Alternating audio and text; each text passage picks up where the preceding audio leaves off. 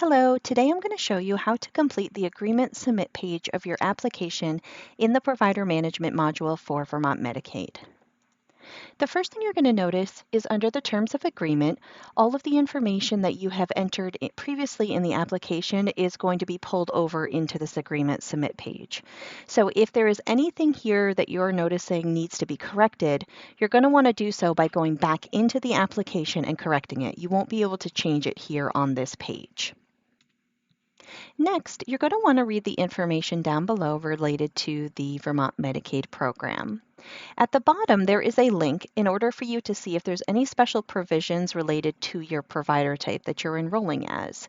When you click the link, what you're going to see is this page of our vtmedicaid.com portal that lists all of the special provisions. When you're electronically signing your application, you are also agreeing to any special provisions that we have listed here.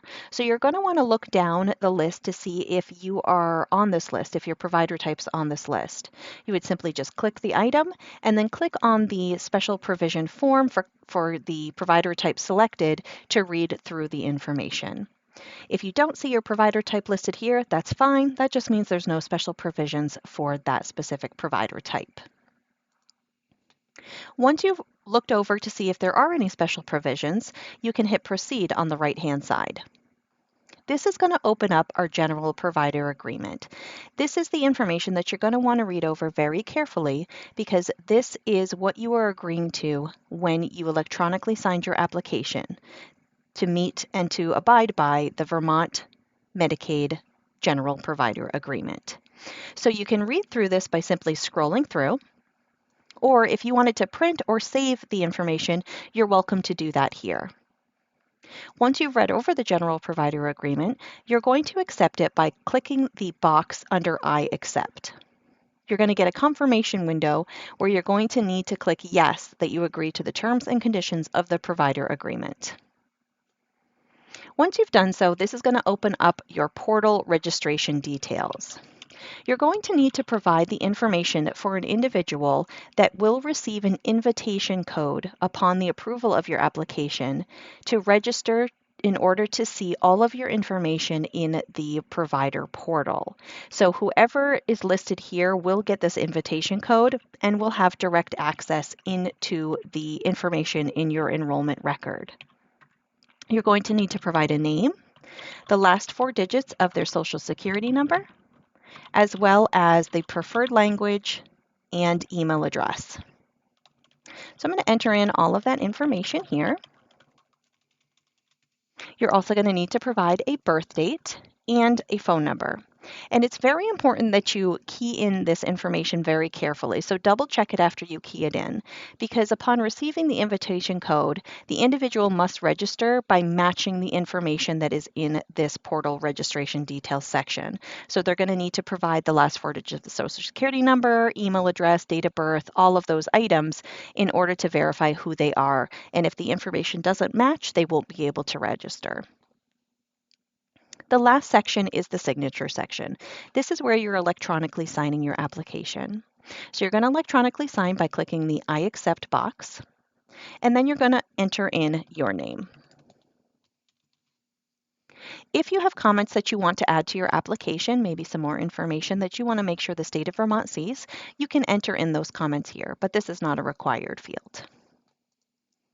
In order to submit your application, you do need to hit the Request Verification Code button to get a verification code in order to be able to hit the Submit button. If you're not ready to submit your application, you can hit the Finish Later button, and this will save all of your progress, and you'll be able to access your application by using your application tracking number and password that you created upon registration. This will allow you to come back into your application as needed. Just make sure that you do that within 30 days of starting your application to avoid it being locked out and having to start over. But if you are ready to submit your application, you can click the Request Verification Code, and this is going to send a verification code to the email address that was registered upon initial start of your application. So in the very beginning, you had to register your application and you had to provide an email address. The verification code is going to that email address that you registered with. So once you click email request verification code, it's going to pop up in your email very quickly. So just make sure if you're not seeing it in your inbox, that you're checking your spam or junk folder in case your email rules tell it to go there. So I'm going to click OK, and I have received my verification code. So I'm simply going to copy and paste that from the email into the verification code box. It does need to present exactly how it is in the email. So for example, all of my letters are capitalized, which means they have to be capitalized here. If you don't capitalize them, it's not going to accept it as a valid verification code. So the easiest way is just to copy and paste it over. Once you've entered in all of the necessary information on this page, you've read over the general provider agreement, you've accepted it, you've electronically signed, and you've entered in your verification code, you're now ready to submit your application. You can do so by clicking the Submit button, and it's going to have a confirmation to say, are you sure that you want to submit your application now? You need to simply click Yes in order to execute that submission. And then it's going to present you with confirmation that your submission was successful. It'll provide you your tracking number here at the top, and then it also gives you the option with a cover sheet. This cover sheet should be included in any attachments or documentation that you are sending to us after submission of your application. So for example, if you chose to have your attachments sent to us via mail or email or fax, you're going to want to print out this cover sheet to send those along with your attachments. That's the most efficient way for us to be able to attach them to a specific application to know which documents these apply to. If you need any help post-submission, our information is located here, our enrollment inbox, as well as our VT Help Desk phone number. You can always check your submission and the status of your submission using your application tracking number and your password. You would simply click on the 3 lines at the top right-hand side, hover over Provider Enrollment, and click on Enrollment Status.